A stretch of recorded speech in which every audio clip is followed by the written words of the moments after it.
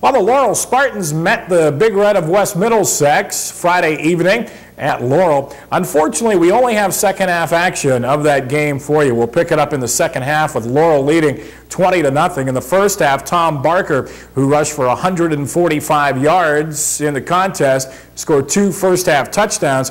Also 2 in that first half. Chris Hupko hooked up with Matt Blinn on an 18-yard touchdown pass. Again, Laurel leading it 20-0 as we pick up action in the second half.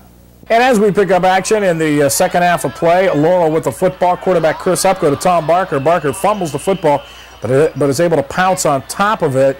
Again, Laurel in control throughout this ball game, led at 20-0 at this point. Big run again for Laurel. Now we'll pick up action in the fourth quarter. Tom Barker, 145 yards, 24 carries, 2 touchdowns for the Spartans around left end. Gets close to the goal line again for Laurel. Now we'll see Jeff Calderero score from 1 yard out. This is at the 8:18 mark in the fourth quarter. Calderero scoring from 1 yard out. That'll wrap up the scoring for the Spartans as Chris Hupko's extra point is good. Again, we apologize we don't have first half action, but due to lack of sponsors, can't have photographers at every site. So photographers, of course, are covering 2 games in one night. That's why you don't see any action from Laurel in the first half. But trust us, the Spartans dominated this one throughout. 254 total yards to 66. The Big Red are able to come out in decent field position here,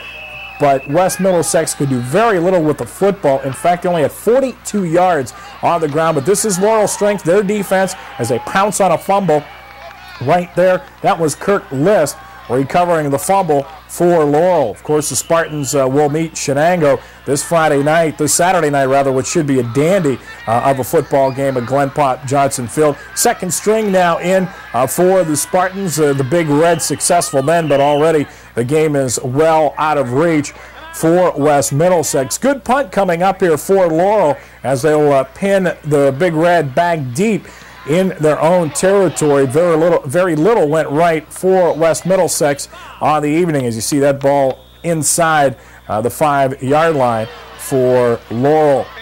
Spartans know at this point they've got the game well in hand, but the Big Red don't quit. They still try to get something on the board towards the end of the ball game. Good run there out across the 35-yard line and the 40 for West Middlesex. They've got a 3rd down and short here. And they come up with a big pass play down the far sideline. They're able to take it deep into Spartan territory inside the 30-yard line. But again, the Spartans with their second string in at this particular point of the game, 27-0. Pass falling incomplete.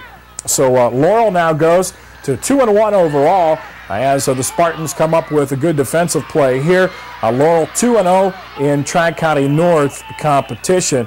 And George Miles' staff has done a good job so far this season after rebounding from that opening game loss against Riverside, which they lost 21-7. Spartans closing it out on offense with their second string in, as again Laurel scoring 20 points in the first half of play, thoroughly dominating against West Middlesex.